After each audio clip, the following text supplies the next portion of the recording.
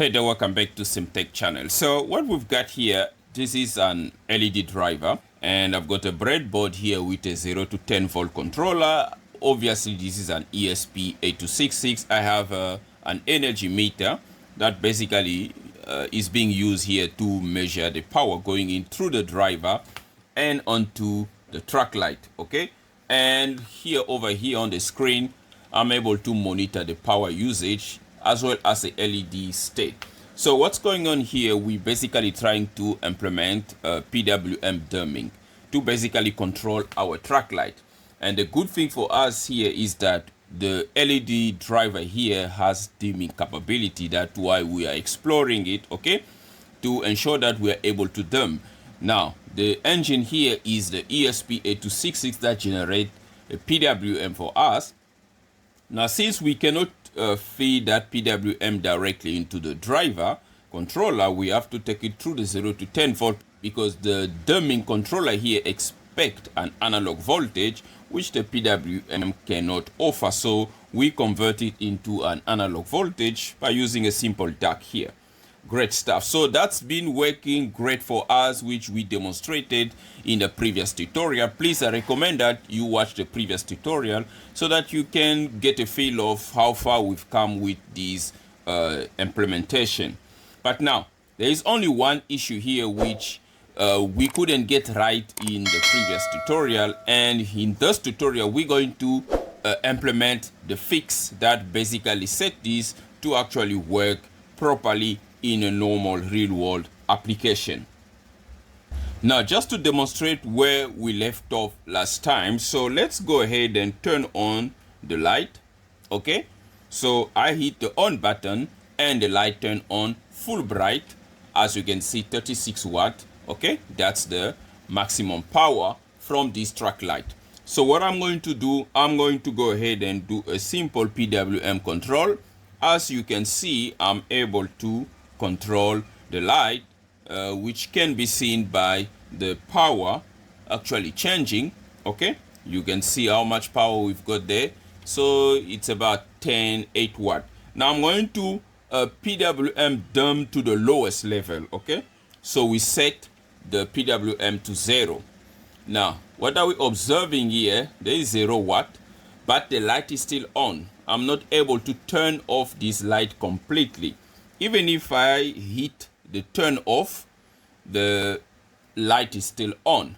Okay, this is the issue that I mentioned in the comment section, that if anyone maybe have an idea of how we can resolve this, please let us know in the comment section. If I hit the on, it will come full bright. Okay, and if I hit the off, it will basically go off, but there's still some light burning, which is not ideal. We want it completely off. So what is a fix?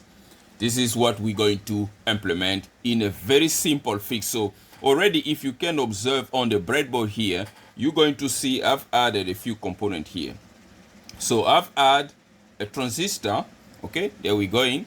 We are basically getting a feel here of on off, obviously because the output here, the 0 to 10 volt, is being driven from the output of the op amp. Okay, now the op amp does not like funny stuff on its output. This is why we need to carefully design something that can actually drive this LED off.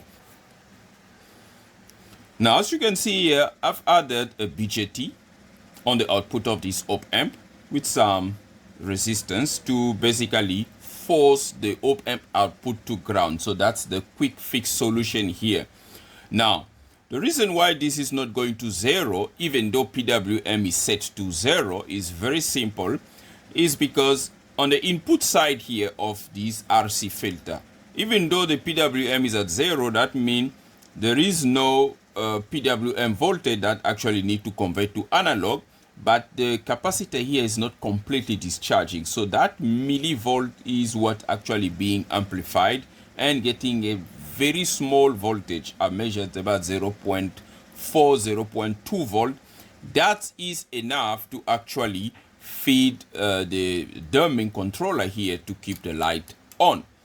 Now I try by placing 100 kilo ohm resistance across the capacitor so that when the PWM is at 0 volt, okay, then the capacitor must be discharged through that resistance so that the op-amp input can be 0 and then there is nothing to amplify. But that did not work, okay, because any small changes on the input will be amplified, so you're going to have this effect.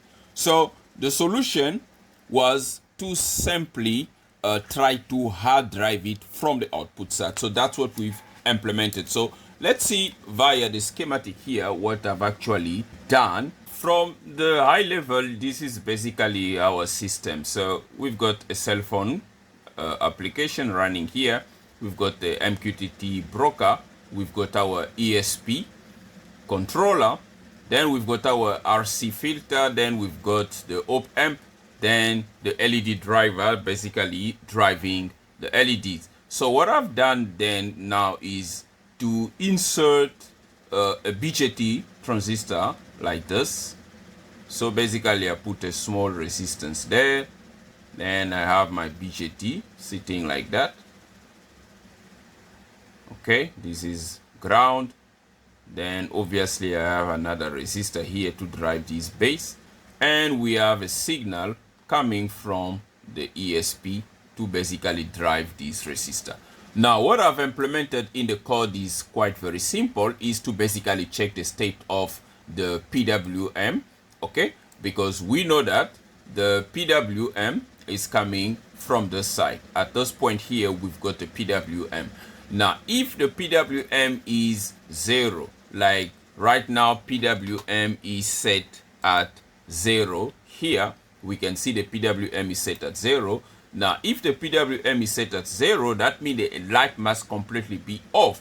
But because of this effect here of the op-amp amplifying a small voltage from the RC system here, get amplified and the LED stays slightly on, then we want to now drive him hard off. Then I send a signal high to basically turn on this BJT, and that pull this op-amp with some impedance, okay, so that that voltage can drop to a couple of millivolts, and that's too low to drive the dumb controller to basically keep the LED on, okay. And when the light is turned on, then I have to send a low signal here to basically turn off this BJT so that the system can work properly. So when I'm doing PWM control, okay, this signal here must be off so that it does not interfere with the PWM control. Only when the signal, the PWM is at 0, that means the light must be off, then this must also get turned high.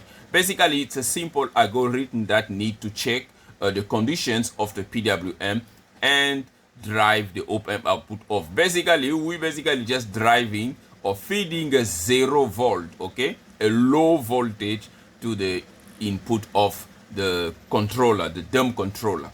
So that's basically what I have implemented here with this yellow wire, okay, that is now sitting here. So that's the one that is going to do the magic. So now let me go ahead and insert it like that. So what I've done now is to insert it at the base of this BJT here via this 2 kilo ohm resistance, okay. Now you can see the light is now completely off, okay, because since PWM is set to 0, okay, that means I'm now driving this signal high, and that is turning on this BJT, and that must drive this to low. And if I remove this, you can see the light is coming back on, and I put it back and the light is going off, okay. And if I turn the light on, there we go, the light is turned on. The algorithm already detected it,